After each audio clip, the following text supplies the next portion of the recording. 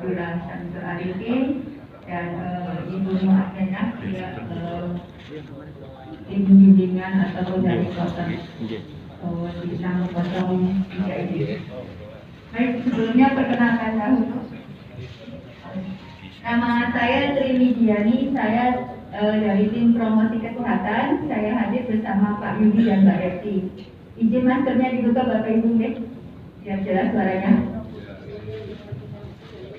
Mbak Repti boleh sambil dibagikan oralis dan maskernya ke Bapak Ibu semuanya. Untuk kloter ini sudah gelombang kedua atau gelombang pertama ya Bapak Ibu? Pertama. Berarti sudah ke Madinah. Berarti sekarang kalau diibaratkan kita adalah sebuah HP, baterai Bapak sudah sisa berapa Pak sekarang ini? 90. Alhamdulillah. Itu yang kita harapkan ya Bapak Ibu. Karena tujuan kita ke sini adalah nanti saat kita al-musnah. Tujuan ke sini adalah haji. Jadi haji itu nanti pada saat al-musnah kondisi atau visi kita harus full 100%, harapannya seperti itu. Kalaupun berkurang ya kurang sedikit. Bapak Ibu Jemaah, apa kabar? Sehat? Gimana kalau biar fokus, biar semangat kita main tepuk-tepuk ya Pak? Ya boleh. Kalau misalnya saya menyebutkan selamat pagi, Bapak tepuk 1 kali. Kalau saya bilang selamat siang, tepuk 2 kali. Kalau selamat malam, tidak usah tepuk ya, sudah malam. Oke, kita coba dulu latihan dulu. Selamat pagi, kali ya, bilangin. Selamat pagi, selamat siang, selamat malam. Masih belum fokus ibu yang sebelah kanan. Ulangi lagi Bapak Ibu. Selamat pagi, selamat siang, selamat malam. Sepertinya Bapak Ibu harus minum. Karena kurang minum tidak fokus kayak iklan di Indonesia, gitu. Nanti kita ada peregangan Bapak Ibu biar nggak bosan, biar nggak ngantuk. Ini saya ada informasi mengenai kondisi jemaah haji di Indonesia saat ini. Bapak Ibu, saat ini jumlah kematian sampai dengan hari kemarin itu berjumlah 78 jemaah haji yang sudah wafat. Dan terbanyak ada di SUD di Jawa Timur. Teman-teman Bapak Ibu semuanya. Sementara yang dirawat di rumah sakit Arab Saudi itu ada 88 jemaah haji, dan yang dirawat di KKHI atau Klinik Kesehatan Haji Indonesia yang ada di Mekah dan Madinah itu ada 154. Kita doakan semoga yang sakit segera disembuhkan, disehatkan, bisa berkumpul kembali dengan Bapak Ibu. Dan semoga yang sehat yang ada di sini dan di hotel-hotel lain juga tetap selalu sehat. Kita berdoa semoga Bapak Ibu bisa menjalankan ibadah haji dengan khusyuk, dengan tumakninah, segar, sehat, bugar dan mabrur. Amin. Bapak Ibu, kita sudah mau mendekati ke al-musnah. Apa sih yang harus kita siapkan seperti kata tadi pesan Bu Muhammad? Apa saja yang harus Bapak siapkan? Tentunya utamanya adalah persiapan fisik Bapak Ibu.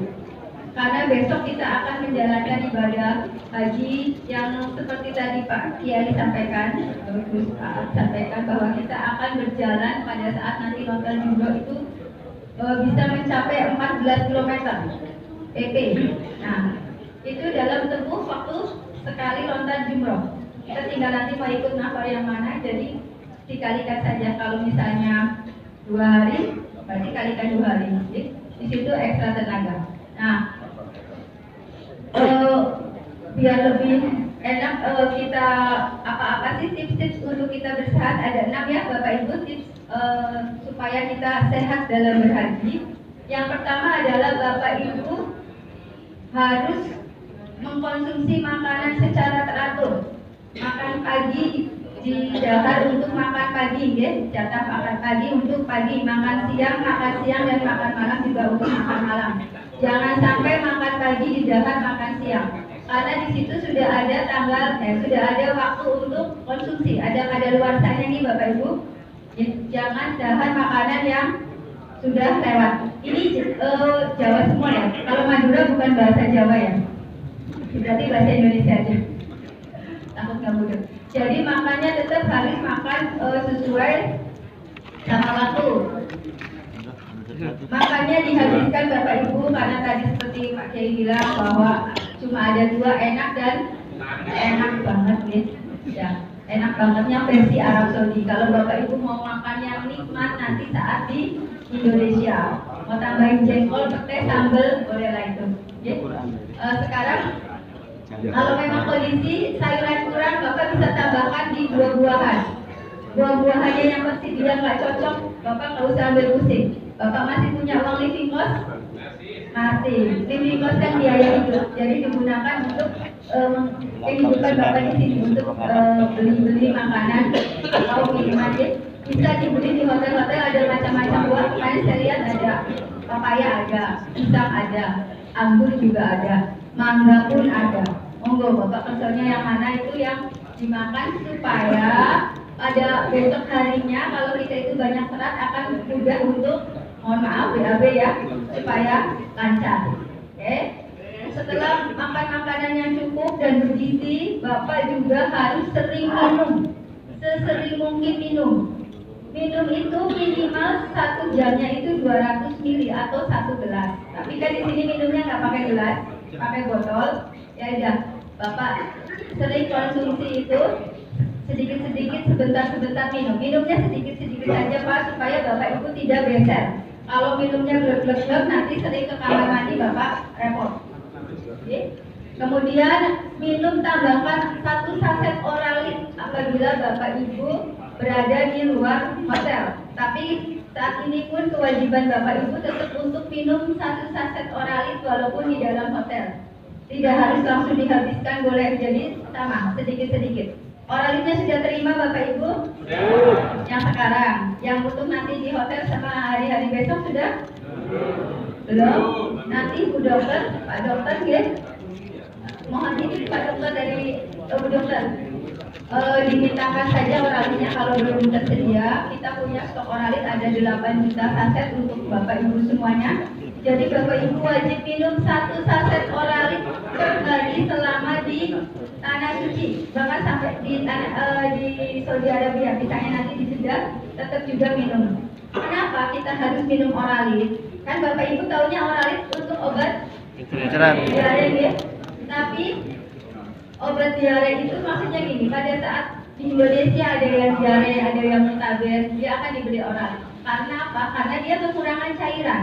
Banyak cairan yang keluar dari tubuh akibat muntah maupun BAB ya Pak. Tapi di sini kan kita tidak diare, tidak muntah. Kenapa tetap harus minum oralit? Karena cairan di dalam tubuh kita juga banyak terbuang, tapi terbuangnya tidak melalui muntah, melalui matahari yang menyerap tubuh kita. Suhu di sini itu dengan Indonesia beda. Di sini hari ini saja untuk suhu tertinggi nanti menurut perkiraan cuaca itu 45 derajat di jam 1 siang dengan kelembaban hanya 11%. Artinya tubuh kita akan mengalami penyerapan cairan oleh matahari dan karena kelembaban tersebut. Kelembabannya rendah sehingga kering. Makanya Bapak Ibu di sini kan bibirnya kadang pecah-pecah, ada yang kumisnya pecah-pecah juga ada. Ya, itu karena mengalami kekeringan. Makanya Bapak Ibu harus banyak dan sering minum. Salah satunya pakai oralit supaya cairan tubuh kita masih terjaga. Indikatornya apa Bapak Ibu kalau kekurangan cairan? Bisa dicek pada saat kita pipis. Dicek air urinnya atau kencingnya.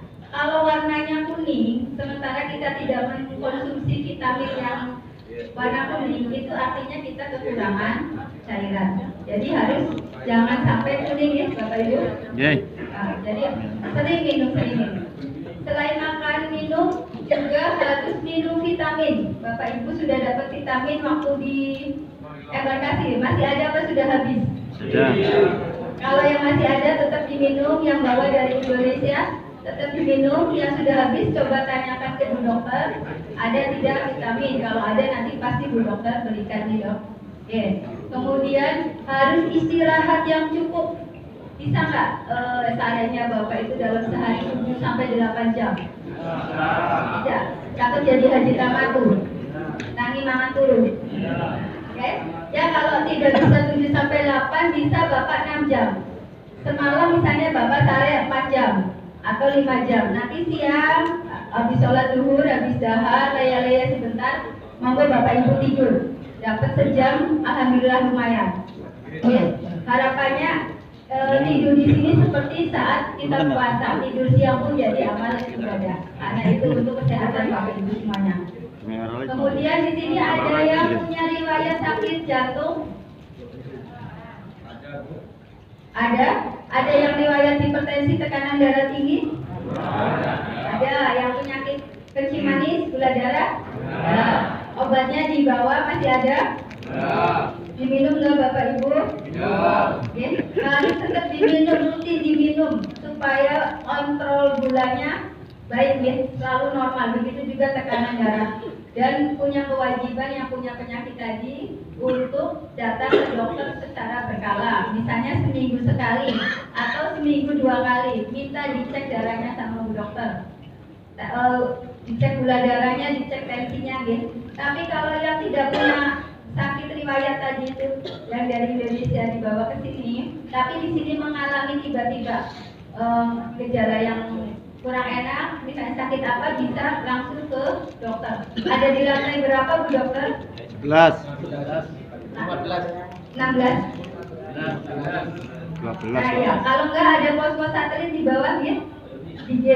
Silakan Bapak Ibu untuk jangan sungkan untuk datang ke dokter, dan mungkin Bu Dokter pun sudah melakukan visitasi tiap lantai, ya, betul? Ya.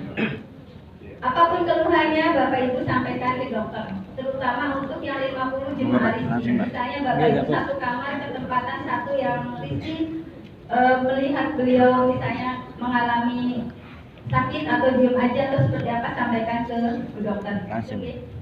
Kemudian Bapak Ibu harus tetap bersosialisasi. Di sini harus happy Bapak Ibu, harus gembira. Happy nggak di sini Bapak Ibu? Happy. Bahagia. Bahagia Allah sudah memberikan ridho Bapak Ibu untuk hadir di sini untuk berhaji. Kita patut bersyukur itu. Jadi syukuri apapun keadaannya di sini. Seperti yang tadi Pak Yai sampaikan, misalnya makanan ya itu enak ya, enak banget. Misalnya di kamar ada yang suka tidurnya gelap tapi ada yang tenang, ya harap maklum. Pokoknya semuanya dinikmati, dijalani dan disyukuri supaya kita happy. Kalau happy